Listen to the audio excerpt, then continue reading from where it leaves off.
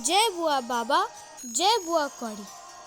आज से लगभग 600 वर्ष पूर्व सन 1457 में जम्बू राज्य में जम्बूपति श्री राजा मालदेव जी के सुपुत्र राजा हमीर देव जी ने जम्मू राज्य का कार्यभार संभाला। उस समय दिल्ली में मुगल बादशाह मुबारक शाह का शासन था। हमीर देव जी बड़े बलशाली एवं पराक्रमी राजा थे। हमीर देव जी ने बहुत से रण जीते और भीमसेन की भांति अपना पराक्रम दिखलाया और अपने राज्य का चौमुखी विकास किया। उनकी वीरता और पराक्रम से प्रभावित होकर मुबारक शाह ने हमीर देव जी को भीमदेव की उपाधि से सम्मानित किया और उन्हें 22 राज्यों का मुख्य सरताज बना दिया। सन 1480 में राजा हमीर देव जी अपनी युवा अवस्था में ही स्वर्ग सिधार गए। उनकी मृत्यु के बाद हमीर देव जी के सुपुत्र अजैव देव जी ने राज्य का कार्यभार संभाला। राजा अजैव देव की अवस्था उस समय 5 वर्ष की थी। राज्य के कार्य करने के लिए अजैव देव जी के मामा रुकवाल जाति के मर्दाना सिंह तथा वीर सिंह को वजीर दीवान बना दिया गया। मर्दाना सिंह तथा वीर सिंह के ग्राम का नाम रामगढ़ था। वीर सिंह ने घग्गी सिंह को, जो कि ममुआलिया जाति का था और जसवां ग्राम का रहने वाला था, अपना कार्य मुख्तार नियुक्त किया। हमीर देव जी के राज्य में चंद्रभागा नदी चनाब नदी के किनारे रियासी के पास कटरा से 4 मील की दूरी पर घारकोट में रहने वाले मखलोत्रा जाति के जितेंद्रिय, सत्यवादी एवं कर्मकांडी ब्राह्मण भागवतों में अग्रणी श्री रूपचंद जी निवास करते थे। उनकी धर्मपत्नी का नाम जाजा था। रूपचंद जी 2 भाई थे। उनके छोटे भाई का नाम सदानंद था। दोनों भाइयों का विवाह एक ही परिवार में हुआ था। सदानंद जी की पत्नी का नाम जोजा था। जाजा और जोजा दोनों सगी बहनें थीं, लेकिन दोनों के स्वभाव में बहुत अंतर था। जाजा सरल स्वभाव की थी, जबकि जोजा कुटिल स्वभाव की थी। एक समय की बात है कि श्री रूपचंद्र जी अपनी धर्मपत्नी श्रीमती जाजा के साथ तीर्थ स्थलों की यात्रा करते करते हरिद्वार, अयोध्या, काशी, गया, वैद्यनाथ, जगन्नाथ, रामेश्वरम, द्वारिका, गोदावरी, पुष्कर राज, मथुरा, वृंदावन, प्रयाग होते हुए बद्रीनाथ पहुँचे। वहाँ उनकी भेंट एक ऋषि से हुई। रूपचंद जी उन ऋषि जी के दर्शन करके बड़े प्रसन्न हुए और विनती भाव से प्रार्थना की कि हमारे घर संतान नहीं है, कृपया करके कोई ऐसा अनुष्ठान जप विधि बतलाइए कि जिससे पुत्र रत्न की प्राप्ति हो। ऋषि जी ने ध्यान लगाकर उनकी कर्म रेखा देखी और कहा कि तुम आशुतोष महादेव जी की आराधना करो। आशुतोष महादेव जी की कृपा से तुम्हारे घर पुत्र रत्न की प्राप्ति होगी। रूपचंद जी की पत्नी सहित ऋषि जी की बात को हृदय में धारण करके यात्रा को समाप्त किया और घर आकर पितृयज्ञ किया और साथ ही भगवान आशुतोष महादेव जी की पूजा अर्चना तथा आराधना प्रारंभ की। समय बीतता गया और उनकी भक्ति और दृढ़ होती गई। रूपचंद जी की पत्नी जाजा तो भक्ति में इतनी लीन रहने लगी कि उसका अधिकतर समय भगवान शंकर की उपासना में और साधु संतों की सेवा में ही व्यतीत होने लगा। उसके ऐसे आचरण को देखकर लोग अनेक प्रकार के लांछन लगाने लगे। यहाँ तक कि लोगों ने रूपचंद जी को भी भड़काना शुरू कर दिया। एक दिन अचानक जब रूपचंद जी घर पहुँचे तो अपनी पत्नी को घर में ना पाकर उनको बहुत क्रोध आया और वह हाथ में एक कटार लेकर पत्नी की हत्या के उद्देश्य से उसको ढूंढने के लिए निकले। ढूंढते ढूंढते जब वह शिवालय में पहुँचे तो देखा कि उनकी पत्नी शिव भक्ति में लीन है। क्रोध के वश में होने के कारण अपनी पत्नी की हत्या करने के लिए जैसे ही वह कटार से प्रहार करने लगे तो वहां पर भगवान शिव प्रकट हुए। ऐसी प्रक्रिया को देखकर रूपचंद जी स्तंभ रह गए और उनके मुख से त्राहिमाम शरणागतम ऐसे शब्द निकले। ऐसे शब्दों को सुनकर भगवान शिव को बड़ी दया आई, क्योंकि भगवान शिव जैसा दयालु और कोई देवता नहीं है। भगवान शिव ने कहा, हे ब्राह्मण, जिस पत्नी की तू हत्या करने जा रहा था उसके उदर से एक अलौकिक वैष्णव भक्त बालक का जन्म होने वाला है। मैं इसकी पूजा अर्चना और वंदना से अत्यंत प्रसन्न हूँ। मैं इसे वरदान देता हूँ कि इसके गर्भ से एक वर्ष के भीतर 84 सिद्धों में मेदिनी पाद सिद्ध पैदा हो। यह बालक पूर्व जन्म में गुग्गा पीर का कुल पुरोहित था, जिसका नाम श्री चंद था। आप इस बालक का नाम जितमल रखना। यह बालक वैष्णवी दुर्गा का भक्त होगा। दुर्गा की भक्ति करके वैष्णवी दुर्गा को प्रसन्न करेगा। जिस प्रकार इसने मुझे प्रसन्न किया है, वैसे ही वैष्णवी दुर्गा प्रसन्न होकर उसके घर जन्म लेगी। 5 साल पूरे होने पर वह कन्या इसके नाम का झंडा विख्यात करेगी।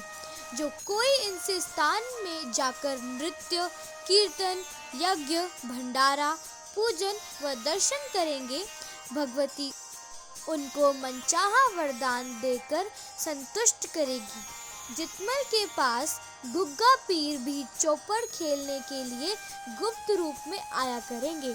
तत्पश्चात भगवान शिव ने रूपचंद जी की पत्नी जाजा से कहा, हे देवी, तुम्हारा पति हाथ में कटार लेकर तुझे मारने की इच्छा से यहाँ आया है। उसका सारा क्रोध इस कटार में समा गया है, इसलिए इसी कटार से तुम्हारे बालक की मृत्यु होगी। इतना वरदान देकर भगवान शंकर अंतर्ध्यान हो गए। ऐसा वरदान पाकर दोनों पति पत्नी अति आनंदित हुए। उनका अधिकतर समय भगवान शिव की आराधना में ही व्यतीत होने लगा। समय बीतता गया और जाजा गर्भवती हुई। शास्त्रों में वर्णन है कि जो स्त्री गर्भ के समय जैसे चित्रों को देखती है, जैसा भोजन करती है, जैसी पुस्तकें पढ़ती है और जैसा उसका आचार, विचार और व्यवहार होता है, वैसे ही उसके बालक के संस्कार बनते हैं। समय अनुकूल वर्ष के अंदर नवम मास के उपरांत सुंदर शुभ घड़ी और शुभ मुहूर्त में सन 1457 के कार्तिक मास की पूर्णमासी में चंद्रमा के उदय काल में शुभ नक्षत्र शुभ लगन में सुंदर बालक का जन्म हुआ। उस समय श्री रूपचंद जी शालिग्राम की पूजा करने के उपरांत महादेव की आराधना कर रहे थे। तभी बालक जन्म के समय धीमी धीमी बालक के रोने की आवाज सुनी और स्त्रियों से बच्चा होने का वचन भी सुना। उन्होंने सौभाग्यवती स्त्रियों को बुलाकर मंगलाचार गीत वगैरह गवाए और गुण बांटा। पंडित पुरोहित गुरु जी को बुलाकर बालक के जन्म लगन का फल पूछा। वृद्ध गुरु जी तथा पंडित जी ने ध्यान पूर्वक विचार किया और श्री रूपचंद्र जी से कहा कि यह दिव्य बालक भगवान शिव के वरदान से माता जाजा के गर्भ से प्रकट हुआ है, अतः यह साक्षात भगवान शिव का अंश है। इसके जन्म लगन का फल यह है कि यह बालक धर्मी, कर्मकांडी, सत्यवादी तथा कुल का नाम विख्यात करने वाला, भक्तों के बीच अग्रणी होगा और सारा संसार इसको कुल देवता के रूप में पूजेगा। यह फल सुनकर रूपचंद जी ने गुरुजी, पंडित जी तथा पुरोहित जी को यथाशक्ति द्रव्य दक्षिणा से संतुष्ट किया। तब पूज्य ब्राह्मणों से बालक का नामकरण किया और बालक का नाम जितमल रखा। जब जब जितमल की रूठने वाली बातें करते, तब तब माता जाजा उन्हें नरसी भक्त सुदामा आदि की लोरियां सुनाकर उनका मन संतुष्ट करती थी। जितमल जी भी भक्तों की लोरियां सुनकर बड़े प्रसन्न होते थे। खेलने के लिए जितमल जी छोटी छोटी मिट्टी और पत्थरों की मूर्तियां बनाकर उनके साथ खेलते और भोग लगाते तथा पीछे स्वयं भोजन करते। 8 वर्ष की अवस्था में जितमल जी जब बालकों के साथ ग्राम के बाहर खेल रहे थे, तो उसी समय गुग्गा पीर जितमल जी की खोज करते हुए वहां आ पहुंचे। वहां पहुंचते ही राजा मंडली का 1.25 मन का चाबुक उनके हाथ से गिर गया। राजा ने बालकों से कहा कि मेरा चाबुक पकड़ाओ। सभी बालकों ने चाबुक उठाने का प्रयत्न किया, मगर किसी से भी नहीं उठा। तब सभी बालकों ने मिलकर चाबुक उठाने की कोशिश की, मगर फिर भी नहीं उठाया गया। जितमल जी ने अकेले ही उस चाबुक को एक हाथ से तिनके की तरह उठाकर राजा को पकड़ा दिया। तब राजा मंडलीक ने भूमि पर उतरकर दोनों हाथ जोड़कर जितमल जी को नमस्कार किया और कुशल क्षेम पूछी। फिर पिछले जन्म का सारा वृतांत सुनाया और कहा कि एक ऐसा स्थान बनाओ जहां पर हम दोनों स्वतंत्र रूप से बैठ सकें। जितमल जी ने वैसा ही किया।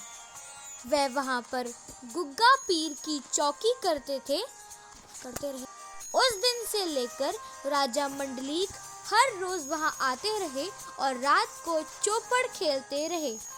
जितमल जी जब 9 वर्ष के हुए तो पिता रूपचंद जी ने उनका यज्ञोपवीत संस्कार बड़ी धूमधाम से कराया।